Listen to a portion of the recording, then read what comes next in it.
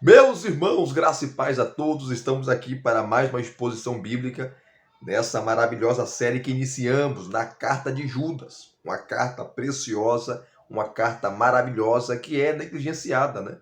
Muita gente não estuda o livro de Judas, a carta de Judas, não prega sobre Judas, não faz uma exposição dessa maravilhosa e grandiosa carta que é uma carta atual.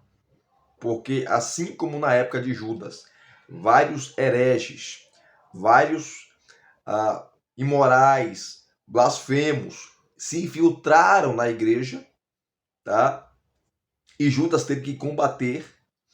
Assim também hoje você vê na igreja, ou várias igrejas, instituições, denominações, heresias para tudo quanto é lado.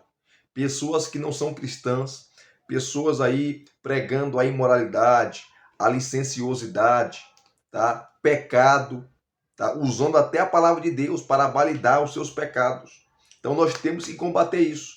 Essa ideia, tem que ter amor e não sei o que de amor. O amor corrige, o amor pune, o amor disciplina, tá? Não existe amor sem ordem, não existe amor sem disciplina, não existe amor, tá? Quando o pai ou a mãe castiga o filho ou pune o filho, não é porque o pai é mau, porque a mãe é má, não. Mas todo pai corrige o filho a quem ama. Então Judas escreve para essa comunidade que nós não sabemos. Eu falei isso na introdução, tá? Assista por gentileza a introdução dessa carta, tá? Judas escreve a essa comunidade que os exegetas, os estudiosos falam que é a mesma comunidade de Pedro. Enquanto Pedro, no capítulo 2 da sua segunda carta, até o capítulo 3, versículo 3, falam desses falsos mestres, ele profetiza, né, sobre esses falsos mestres, e Judas faz uso de 2 Pedro, aonde esses falsos mestres, a profecia de Pedro, né, ou a palavra de Pedro está se cumprindo, porque eles chegaram, eles se infiltraram no meio do povo, disseminando aí todo tipo de erro doutrinário, todo tipo de erro na área moral e por aí vai. Eu falei na introdução sobre os gnósticos, né? Os gnósticos. Existiam vários tipos de gnosticismo, assista lá a introdução, mas aqui só para dar uma palhinha, tá? Existiam aqueles gnósticos que ensinavam, tá? A palavra gnose significa conhecimento. Era um grupo seleto que começou a ensinar que eles tinham conhecimento que Deus não revelou aos apóstolos, Deus não revelou à igreja, revelou a eles. E para ter acesso a esse conhecimento, a essa plenitude, tá? A essa gnose, você tinha que fazer ou ter várias iniciações, ou ter vários rituais, tinha que dar passos. Então você tinha contato com o sol, com a lua, com estrelas, com seres espirituais, tá? Outros ensinavam que você não podia casar, você tinha que ser casto, tinha que ser puro, porque o corpo não servia para nada. O corpo era a prisão da alma, conforme dizia Platão, né? Então tudo que você fazia por meio do corpo, segundo eles, poderia contaminar o seu espírito. Então você tinha que se isolar, você tinha que se afastar, você não poderia ficar, casar, ter filhos, tinha que viver isolado. Esse era um tipo de gnosticismo.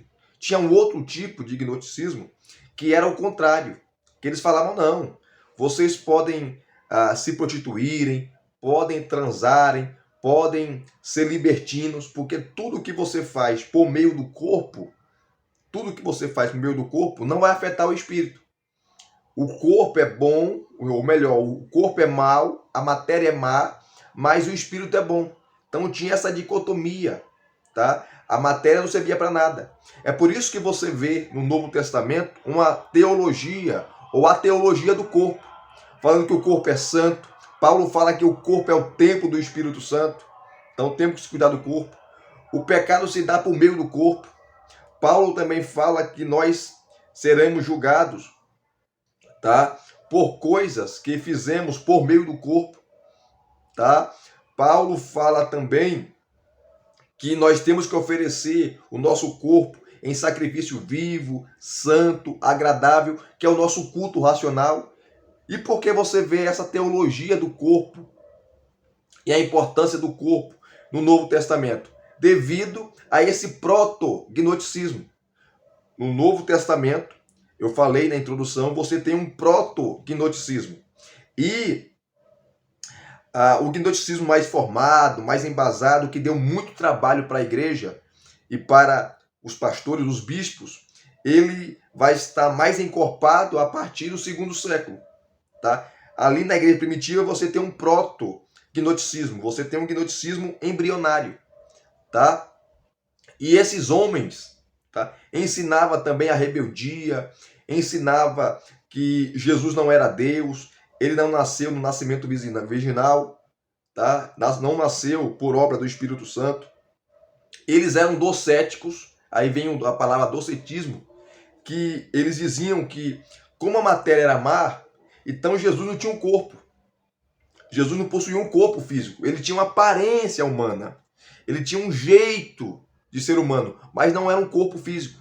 Se você, era como se fosse um fantasma, né? Se você colocasse a mão nele, a sua mão atravessava. Eles também falavam que Jesus não morreu na cruz do Calvário, porque se ele não tinha corpo, tá? Por isso que você vê também falando João, Paulo, principalmente o Evangelho de João, fala que Jesus come, ele dorme, fala que Tomé tocou nas marcas dos cravos, tocou no lado direito, aonde o soldado vazou com a lança. Por quê? João fala isso? Para combater os gnósticos. Falando que Jesus era homem, ele era plenamente homem, ele comeu, ele bebeu, ele dormiu, tá? As pessoas tocavam nele porque ele era de carne e osso. E Jesus fala lá em João, olha, pode tocar em mim, veja que eu tenho carne, eu tenho osso, porque um espírito não tem nem carne nem osso. Já para combater essa ideia docetista, que ele não tinha um corpo humano. Então, esse é o plano de fundo que eu falei na introdução. E os versículos, nós iremos fazer a exposição aqui dos versículos 3 e 4. Tá? Os versículos 3 e 4. E essa exposição nós daremos o nome de Os Infiltrados. Os Infiltrados. Era isso que fazia esses falsos mestres. Tá? E antes de nós lermos aqui os versículos 3 e 4, é interessante nós salientarmos quem eram esses homens. Tá? 2 pecados aqui principais sobre esses falsos profetas, sobre esses ímpios, sobre esses homens cruéis que se filtraram na comunidade cristã. Primeiro, eles eram desobedientes, tá? Não obedeciam às autoridades eclesiásticas, aos seus líderes. Está no versículo 8. Tá? Diz assim, ó, do mesmo modo também esses quais sonhadores contaminam a carne. Então eles, pecados sexuais, né? Rejeitam a autoridade e insultam os gloriosos seres celestiais. Insultam os gloriosos seres celestiais, os anjos. Tá? Então, eles eram insubmissos. Eram pessoas que não respeitavam as autoridades constituídas. Tanto as autoridades espirituais, os anjos, os seres angelicais, tá?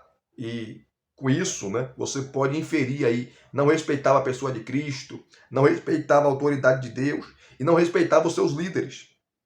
E eles também, tá? Eles também têm aqui na carta pecados sexuais, a licenciosidade, a imoralidade, tá? A carnalidade, pecados sexuais, que eles falavam que você pode usar o seu corpo para pecar, para se prostituir, para fazer de tudo, que isso não ia afetar a sua relação com Deus. Isso não iria afetar, tá, o seu espírito, porque o corpo era mau, mas o espírito era bom. E Judas combate isso. Tá? Olha o versículo 11 também. Ai deles, porque seguiram o mesmo caminho de Caim, e movidos por ganância, eram gananciosos, caíram no erro de Balaão, e foram destruídos na revolta de Corá. Corá, que ele insurgiu aquela rebelião contra a liderança, contra a autoridade de Moisés. E a terra se abriu e eles foram engolidos. Nós vamos fazer a exposição desse texto quando chegarmos aqui. Tá? O versículo 16 também. Olha o versículo 16. Esses tais são murmuradores, pessoas descontentes, que andam segundo as suas paixões. A sua boca vive falando grandes arrogâncias. Adulam os outros por motivos interesseiros. Então eram gananciosos, tá? Eram soberbos, eram arrogantes, tá? Presunçosos, imorais, licenciosos, tá? Eram pessoas que não respeitavam autoridades, tanto seres espirituais como os pastores, né? A autoridade dos apóstolos, a autoridade dos bispos, não respeitava ninguém. Então eram malignos, eram cruéis, eram perversos. São contra esses que Judas escreve. E agora nós iremos fazer, como eu falei, a exposição dos versículos 3 e 4. Olha só os versículos 3 e 4. Eu já fiz a introdução falando dos versículos 1 e 2, tá? Aonde Judas fala que nós fomos chamados, nós somos amados em Deus Pai, e guardados em Cristo Jesus. Aí ele fala que a misericórdia, a paz e o amor lhes sejam multiplicados. E sempre aqui, tá, Judas faz essa tríade, né? Aqui ele fala sobre a paz, o amor, que lhes sejam multiplicados. Depois ele vai citar, tá, no versículo 5, sobre a rebelião do povo no deserto. No versículo 6, ele vai falar sobre os anjos que não guardaram o seu principado e foram punidos por Deus. Né? Eles caíram de sua posição. No versículo 7, você vê ele falando sobre Sodoma e Gomorra. Está dando aqui 3 exemplos. Né? Depois, no versículo 11, ele cita o caminho de Caim, ele cita a ganância e o erro de Balaão, e ele cita a rebelião de Coré. Então, essa tríade que eu falei lá na primeira exposição. Tá? A primeira exposição, falando que Judas, citando fatos do Antigo Testamento, assim como essas situações trouxeram prejuízo para aquele povo lá, esses falsos profetas iam se ver com Deus. Esses falsos mestres iriam se ver com Deus. E os versículos 3 e 4 diz assim: Amados, quando eu me empenhava para escrever-lhes a respeito da salvação que temos em comum, senti que era necessário corresponder-me com vocês para exortá-los a lutar pela fé que uma vez por todas foi entregue aos santos. Versículo 4. Pois certos indivíduos, cuja sentença de condenação foi promulgada há muito tempo, se infiltraram no meio de vocês sem serem notados. São pessoas ímpias que transformam em libertinagem a graça do nosso Deus e negam o nosso único, soberano e Senhor Jesus Cristo. E aqui esse texto tem mensagem, né, como diz o nordestino, eu sou baiano, né? Tem mensagem a rodo aqui. Tá? Judas, o nome Judas significa louvor. O nome Judas significa louvor. Ele deixa a harpa e pega a trombeta. Ele deixa a harpa e vai para a guerra. Toca a trombeta, tá? Toca o alarido contra os falsos mestres. Então, o desejo do seu coração não era escrever o que ele escreveu. O desejo do coração, tá? E ele trata aqui os irmãos, tá? Com amor. Ele fala que são chamados, ele fala que são amados, ele fala que são guardados, porque para a igreja, para os irmãos, é com amor, é com carinho. Agora, com falso profeta, com falso mestre, tá? É filho do diabo, é filho do cão, tá? São cruéis, são malignos, tá? Ele vai citar aqui vários nomes. Então, há uma distinção entre os salvos e os perdidos, entre os lobos e os cordeiros, entre os santos e os profanos, tá? Entre aqueles que servem a Deus e aqueles que não servem. Então, para a igreja, para os irmãos em Cristo, ele é amoroso, ele é gracioso, tá? Vocês são amados, vocês são guardados, vocês foram chamados, tá? Vocês são guardados em Cristo Jesus, que é o versículo 1, tá? Aí ele fala no versículo 2 a misericórdia, fala da paz, fala do amor, que sejam multiplicados. Então para a igreja, para crente, nós tratamos assim. Agora, para ímpio, filho do cão, filho de Belial, filhos do diabo, é marreta, tá? Não tem aqui colher de chá para falso profeta, tá? Tem que pegar pesado mesmo. E não pode deixá-los no meio do povo de Deus. Nós temos que combater as heresias, tá? Por isso que a palavra apologeta, ou apologia, né, quer fazer uma defesa. Nós defendemos a nossa fé.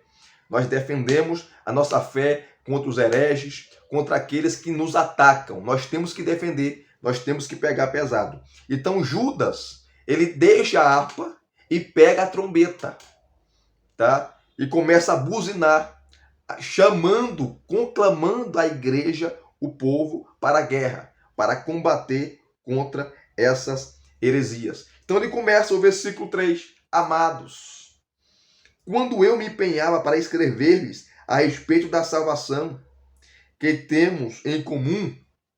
Então, ele iria falar sobre a soteriologia, a doutrina da salvação que nós temos em comum, tá? Então, Judas, ele pegou a caneta, ele pegou um papel, né, um papiro ali, e começou a escrever. Mas surgiu, com certeza ele ficou sabendo, né, que falsos mestres, tá? Esses homens brutos, esses homens pecadores, esses filhos do diabo, entraram, se filtraram no meio do povo, porque era isso que faziam os gnósticos. Eles chegavam na comunidade cristã, eles se infiltravam, e dali eles iam disseminando, tá, o veneno, o veneno da serpente. Daqui a pouco toda a comunidade estava contaminada. Eles acabavam, eles destruíam com a igreja, tá? Então Judas, ele viu a urgência de deixar de falar sobre a soteriologia, a salvação, a doutrina da salvação, para tocar a trombeta contra esses falsos mestres. Aí ele fala, tá? Amados, quando me empenhava para escrever-lhes a respeito da salvação que temos em comum, senti que era necessário. Então tem coisas que é urgência. Você quer falar de alguma coisa ou de uma coisa, mas não dá, porque surgiu um imprevisto, tá? E isso estava incomodando Judas. Então ele sentiu que era necessário corresponder-me com vocês para exortá-los a lutar pela fé que uma vez foi por todas foi entregue aos santos. Batalhar pela fé, lutar pela fé, proteger a fé. E a expressão fé aqui, eu falei na introdução, não é a fé salvífica, não é a fé como um dom, não é a fé lá de Hebreus capítulo 11, que fala da confiança, da fidelidade, aquela confiança irrestrita em Deus e na sua palavra. Mas aqui a palavra fé é o arcabouço doutrinário, é o bojo doutrinário, são as doutrinas centrais da fé cristã. Então fé aqui, batalhar pela fé, é o arcabouço doutrinário, é o bojo doutrinário, é as doutrinas da graça, tá? É os ensinamentos de Cristo Jesus e, consequentemente, os apóstolos, que esses ensinamentos, essas doutrinas estavam sendo colocadas em xeque com a chegada desses falsos mestres. E Judas preocupado com a saúde espiritual da igreja, Judas preocupado com o povo, com a cristandade, com seus irmãos, ele escreve para alertar a igreja não tolerarem esses camaradas no meio. Eles tinham que ser expulsos no meio do povo, eles tinham que ser expulsos. E hoje, tá? Aqui vai a aplicação, nós temos muita tolerância em algumas igrejas com o pecado. Não, vamos trabalhar, vamos tratar com amor. Irmão, nós devemos tratar com amor quem é crente, quem quer se consertar, quem quer viver uma vida santa. Agora, aquele que quer viver no pecado, que quer fazer algazarra. E além de viver no pecado, ele quer arrastar outras pessoas, tá, para os seus pecados, para as suas licenciosidades, para as suas imoralidades. Nós temos que expulsá-los, porque são ímpios, são imorais. Judas aqui pega pesado. Nós temos que proteger a fé. Nós temos que proteger esse arcabouço doutrinário, as doutrinas que nós aprendemos, as doutrinas da graça, as doutrinas do amor, as doutrinas do perdão, da comunhão, da igreja de Cristo. E Judas, ele toca a trombeta e chama a igreja para a guerra para, ou a guerra contra esses falsos profetas, a guerra contra esses hereges. Hoje você vê, tá, várias heresias no meio do povo, tá? E você não vê o combate. Inclusive hoje você não tem tanto apologista, né? Ou tantos apologistas, tá? Você tem aí, tinha, né, o pastor Natanael Rinaldi, que faleceu. Você tem o João Flávio Martinez. Você tem o pastor Elias Soares, meu xará. Você tem, tá, o pastor Paulo Romero, que hoje deu uma caída, né? Faz tempo que ele não escreve mais nada sobre isso. Tá? Nos anos 90 ele combateu a nova era, escreveu vários livros, né? Tem um livro dele muito famoso, do pastor Paulo Romero, Super Crentes, onde ele combate a teologia da prosperidade, aonde ele combate a confissão positiva, aonde ele combate todo esse arcabouço que nós temos hoje, né, de heresias. E Paulo Romero, infelizmente, ele não está como antes, né? Ele não desviou, queridos. Ele é crente, ele é um homem de Deus, mas ele não está mais incisivo como ele era antes. Então nós temos aí, tá? Nós estamos vivendo uma época de escassez de apologetas. Nós precisamos voltar a tocar a trombeta contra essas mazelas, contra esses ímpios, contra essas pessoas que se infiltram no meio do povo, que são lobos vorazes, que vão despedaçar os cordeiros, vão despedaçar as ovelhas. E nós temos que fazer essa distinção. Nós temos que combatê-los. Nós não podemos deixar eles no meio do povo, porque senão vai acabar com a igreja, vai destruir a igreja. Então Judas, tá, assim como ele conclama os destinatários da sua carta, essa carta é atemporal, essa mensagem é universal. Ele também está nos conclamando, nos chamando para a guerra, para tocarmos a trombeta, tocarmos o alarido, tocarmos essa poderosa trombeta, falando para nós se despertar, para nós acordar e irmos contra esses hereges, irmos contra, tá, esses falsos profetas que se infiltram no meio de nós para trazer prejuízos ao reino de Deus. Então Judas aqui, ele ia falar sobre a salvação que temos em comum. Ele sentiu que era necessário corresponder, tá, com vocês, ele fala aqui, para exortá-los a batalhar, a lutar pela fé que uma vez por todas foi entregue aos santos, foi entregue a nós, foi entregue à igreja. E nós temos que proteger, nós temos que circunscrever, nós temos que colocar um cinturão nessas verdades centrais, nesse arcabouço doutrinário que nós recebemos.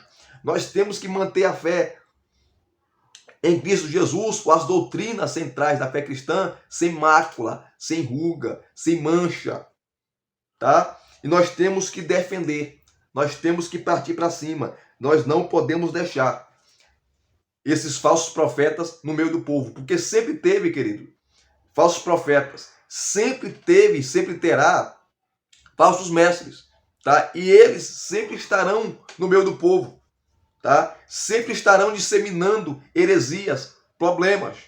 Então nós temos que ficar atento, ficar de olho para combatermos esses hereges. Aí o versículo 4, ele vai começar agora o assunto, né? Ele vai começar, tá, a falar desses falsos profetas. Ele não identifica esses falsos profetas, tá? Ele não fala se são pastores, se são líderes. Não. Ele começa o versículo 4 dizendo: pois certos indivíduos, né, certas pessoas certos homens, e aqui você pode acrescentar, certos mestres, falsos profetas, falsos crentes, homens malignos, cruéis, perversos, imorais, que não respeitam a autoridade, que não respeitam ninguém, que são soberbos, blasfemos, arrogantes, presunçosos, certos indivíduos cuja sentença de condenação foi promulgada há muito tempo. Olha só, Judas está falando aqui que esses falsos profetas, eles têm uma sentença. E qual é a sentença que foi batida no martelo antes? Né?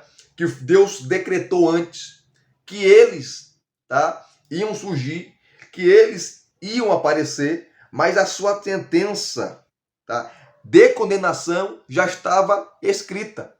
A sua sentença de prisão é como um presidiário, tá? Quando ele chega, alguém comete um delito, comete um crime, e ele foge, quando ele é pego novamente, tá? Já estava lá escrita a sua sentença.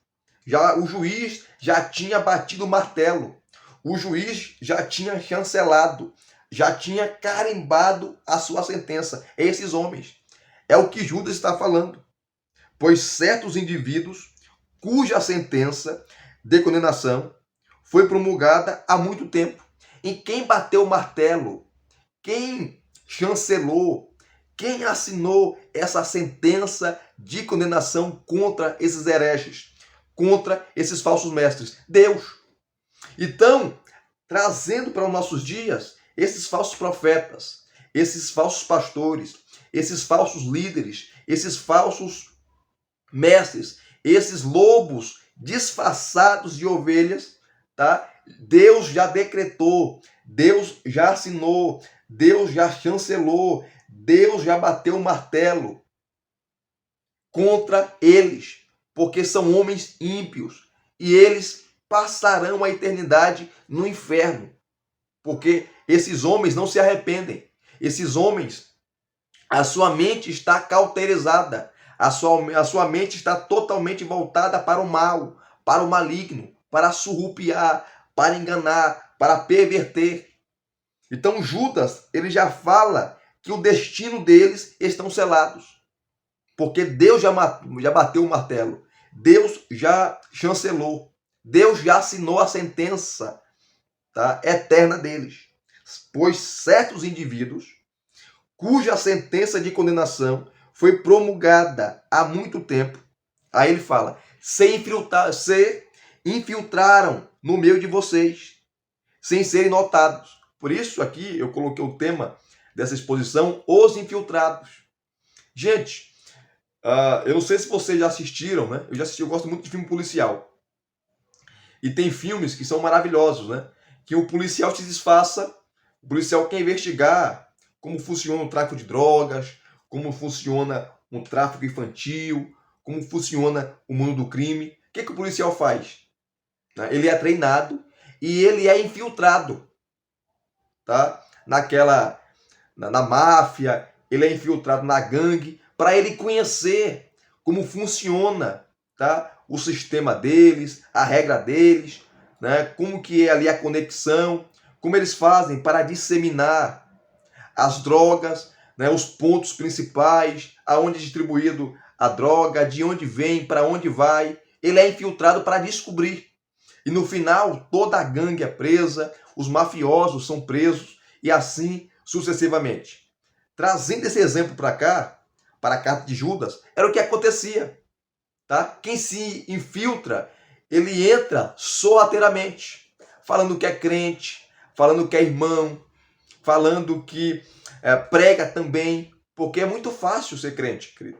É muito fácil falar como crente, pregar como crente, se vestir como crente, se portar como crente. Tá? Falar de Jesus todo mundo fala. Falar de amor todo mundo fala. Falar de Deus todo mundo fala, querido. Todo mundo fala. E Jesus falando, né, em Mateus capítulo 7, que no dia do juízo, muitas pessoas irão chegar no trono, ou diante do trono, e vai falar, Senhor, em teu nome eu curei, em teu nome eu profetizei, em teu nome eu operei milagres, maravilhas. Qual será a resposta de Jesus? Apartai de mim, apartai-vos de mim. Eu nunca vos conheci. Mas como? Eu usei o seu nome. E a palavra conhecer ali significa ter intimidade. Em outras palavras, eu nunca tive intimidade com vocês. Tá? Vocês não são conhecidos aqui, não. Vocês são filhos do diabo. São filhos do maligno. Então tome cuidado. Nem todo mundo que usa o nome de Deus, o nome de Cristo, que se comporta como crente, é crente, querido. Tá? Tem pessoas que é camaleão. Ele muda de cor conforme a situação. Então, essas pessoas se infiltravam, tá? Falando que é irmão, e os irmãos inocentes, né? Abraçava, né? Chamavam eles para sua casa, para comer, para beber. Naquela época era praticada a hospitalidade, né? E a palavra hospitalidade era um amor para com estranho, um amor para com estrangeiro. Isso acontecia bastante. E eles recebiam esses irmãos, tá? Mal sabendo que estava recebendo um lobo na sua casa, que estava recebendo um falso profeta, que estava recebendo um impostor, que estava recebendo, tá? Um profano, um promíscuo, uma pessoa licenciosa, uma pessoa imoral, que iria acabar com a comunidade, iria acabar com a sua vida, iria acabar com a igreja, iria acabar com a sua casa, iria acabar com seus filhos, iria acabar com o seu casamento. Então, a primeira coisa, tá, que nós temos que observar aqui é que eles se infiltravam, tá? Falando a mesma coisa, falando que eram crentes, professando, entre aspas, a mesma fé. Então, eles se infiltraram no meio de vocês sem serem notados, porque era de maneira discreta. Eles eram discretos. E aos poucos, eles iam, né? As suas garras iriam aparecendo. Né? As suas garras, aos poucos, eles iam disseminando, eles iam falando, eles iam mostrando a sua cara. Quem de fato ele é. Ou quem de fato ele era. Quem de fato era ele. Tá? Quem de fato ele é. Né? É como uma pessoa que está de máscara, né? Coloca a máscara de pastor, coloca a máscara da bondade, a máscara da mansidão, da piedade, tá? E aos poucos ele vai removendo essa máscara.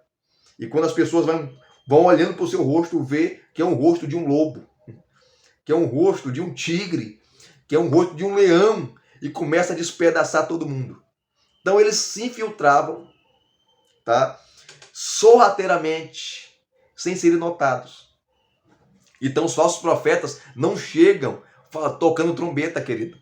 O falso profeta não chega fazendo alarde, porque se ele chegar assim, ele vai ser expulso.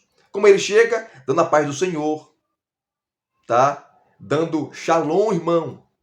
Paz do Senhor, irmão. E o que vai definir, querido, é você conhecer, vendo a sua conduta. Através da sua conduta, nós veremos se são falsos ou verdadeiros, se são santos ou profanos. É pela conduta deles. Tá? Então, sorrateiramente, sem serem notados, eles entravam. Eles entravam. E assim, assim até hoje. Tá? É assim até hoje. Eles entram dando a paz, entram pregando, professando a fé, o amor. Mas depois, tá? Se a igreja não abrir os olhos, nós seremos atingidos, golpeados por suas heresias. E quantas igrejas foram destruídas, foram dizimadas, rebelião aconteceu, porque essas pessoas se infiltraram, sem ser notadas, ganharam a confiança das pessoas e depois dividiram a igreja, acabaram com a igreja. Por isso que nós temos que ser cautelosos quando nós recebemos alguém, tá? Nós temos que ser cautelosos. Claro, você não vai ser paranoico, né? Mas você tem que ter cautela quando você recebe uma família, quando você recebe um obreiro, tá? Que vem de outro lugar. O que aconteceu lá, tá? Por que ele saiu da igreja? Enfim, deixar ele um tempo, tá? De banco para você conhecer ele e as suas intenções. Não é pegar o púlpito da igreja e dar para a pessoa, não, querido. Para pregar, para ensinar, não, você não conhece a pessoa. Você tem que tomar cuidado. Né? Hoje você vê aí vários pregadores, vários vagabundos. Tem homem de Deus? Tem, itinerante. Mas tem muito vagabundos que usa a igreja para ganhar dinheiro. E tá aí em adultério, tá? É um prostituto, vive só em balada, toma cachaça, tá? É um promíscuo, é uma pessoa totalmente que vive para o pecado e está pregando. Porque o Congresso dos Gideões Missionários da Última Hora, que era o maior congresso de missões do Brasil e do mundo, acabou por causa disso. O cara ia pregar com o nariz cheio de cocaína, cheirado. O cara ia pregar drogado. O cara ia pregar bêbado. Fora que quando terminava os eventos, tá? Tinha pregador que saía para o motel ou ia para o motel com cantoras, tá? Então, nos bastidores era podre. E a liderança lá sabia e não fazia nada. Por isso que acabou. Tá? Então, nós temos que tomar cuidado com as pessoas ou com aqueles que chegam na nossa igreja e nós cedemos o púlpito da igreja. Tem que tomar cuidado. Tá? Tem que conhecer a pessoa. Tem que conhecer as suas atitudes, aquilo que ele pensa. Se de fato ele é cristão, se de fato ele tem frutos. Olha só que maravilha, né? Então eles se filtraram no meio do povo sem serem notados. Aí ele fala aqui, ó. Quais são as características desses homens? São pessoas ímpias, então não são pessoas convertidas, são pessoas ímpias, tá? São pessoas imorais, são pessoas que nunca conheceram a graça, são pessoas que falam de Deus, mas não conhecem a Deus. São pessoas que têm um comportamento, tá? Como cristão, mas não é cristão, porque seus frutos são malignos, são ímpias, são pessoas ímpias, tá? Segundo, transformam em libertinagem a graça do nosso Senhor Deus. Então, o que é transformar em libertinagem? É aquela história, já que Deus é um Deus de graça, eu estou na graça, eu posso fazer qualquer coisa. Eu posso me entregar à gandaia, eu posso me entregar à prostituição, porque Deus é o Deus de graça. Ele vai me perdoar. Quanto mais eu pecar, mais graça.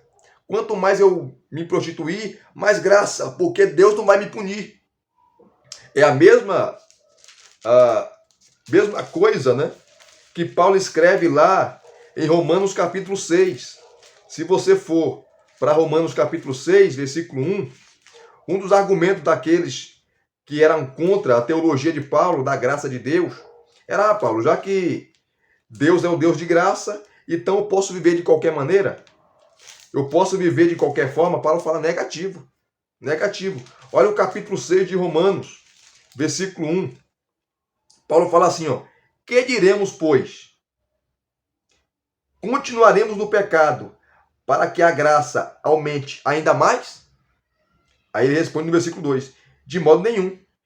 Como viveremos ainda no pecado, tá? Nós que já morremos para ele.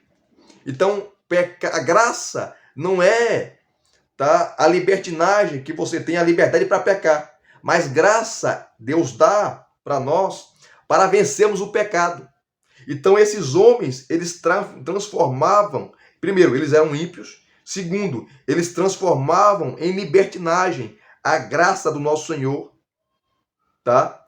Ele transformava em libertinagem a graça de Deus, ensinando: vocês podem pecar, vocês podem se prostituir, vocês podem transar com quem vocês quiserem. Não há problema nenhum, porque Deus é o Deus de graça, Ele não é graça? Então, quanto mais pecado, mais graça. Era isso que eles começaram a ensinar e disseminar, tá, essas ervas daninhas, o veneno mortal da serpente no meio do povo. E muitos, né, começaram a cair nessa. Tá? Eles começaram essa libertinagem, essas coisas promíscuas, esses pecados sexuais em nome de Deus. Então, eles eram ímpios, eram maus, tá? Transformavam em libertinagem a graça de Deus. Assim como tem gente hoje que transformam em libertinagem a graça de Deus. A graça de Deus é para vencer o pecado. Como eu vou viver no pecado se eu fui liberto dele? Como eu vou viver no pecado se eu fui salvo dele? Então, se eu bebo, eu não bebo mais. Se eu era um prostituto, eu não sou mais. Se eu era um adúltero, eu não sou mais. Se eu mentia, eu não minto mais. Porque a graça me salvou. A graça me deu um banho. E eu não vou viver para o pecado, porque eu já morri para ele. Eu sou uma nova criatura. Aquele que está em Cristo, nova criatura é. As coisas velhas se passaram e tudo se fez novo. 2 Coríntios capítulo 5, versículo 17. Eu tenho uma nova vida, é um novo Adão. Cristo me modificou, me mudou. Então, nós não devemos transformar a graça de Deus em libertinagem. Então, a primeira coisa, eles eram ímpios, transformavam em libertinagem a graça do nosso Senhor Deus. E terceiro aqui, ó, e negavam, né? E negam o nosso único soberano e Senhor, Jesus Cristo. Tá? Negar aqui, eles negavam, tá? Não só a divindade de Cristo, que ele era Deus, mas eles negavam o nascimento original. Eles negavam que Jesus tinha um corpo físico. Então eles negavam a plena humanidade de Jesus. Tá? Eles negavam a salvação em Cristo Jesus. Tá? Tudo aquilo, tá, que os cristãos tinham como verdade, como arcabouço doutrinário, eles negavam. É por isso que Judas conclama e toca a trombeta para nós batalharmos pela fé, esse conjunto de verdades, o conjunto das doutrinas centrais da fé cristã, que uma vez foi dada a nós. Nós temos que batalhar, nós temos que defender. Então, negar aqui o nosso único soberano e Senhor, Jesus Cristo, é negar tudo isso que eu falei. A sua divindade, negar que ele era Deus, negar que ele não era o Senhor, negar que a salvação não acontece por meio dele. Existia outros meios de salvação, ele não era o único caminho. Tá? Os gnósticos falavam isso. A salvação é dada por esse conhecimento, por essa gnose, esse conhecimento secreto, tá? Você tendo relações, ou você tendo aí contatos com seres espirituais, com o sol, com a lua, com as estrelas, tá? Praticando uma série de regras, aí você vai ser salvo. Então eles negavam, tá, a pessoa do nosso Senhor e Salvador Jesus Cristo. Então essas três coisas, tá? Primeiro, eles eram ímpios. Falsos profetas não são convertidos, são ímpios, são maus. Transformavam a graça de Deus em libertinagem e negavam o nosso único e soberano Senhor Jesus Cristo. Então, nós temos que tomar cuidado, queridos. E nós temos que combater as heresias, combater os falsos profetas. Com falso profeta não se faz carinho. Com falso profeta não tem abraço. Com falso profeta é lapada. Com falso profeta, como diz o nordestino, é peia, é taca. Não pode deixar. Tem que ser expulso mesmo, porque são ímpios, tá? Não são convertidos. Com crente você ajuda, com crente você abraça, com crente é amor, com crente é carinho, mas com filho do diabo, com libertinos, licenciosos e morais é taca. Não tem colher de chá para eles. Então, vamos batalhar pela fé. Não vamos deixar as heresias crescerem.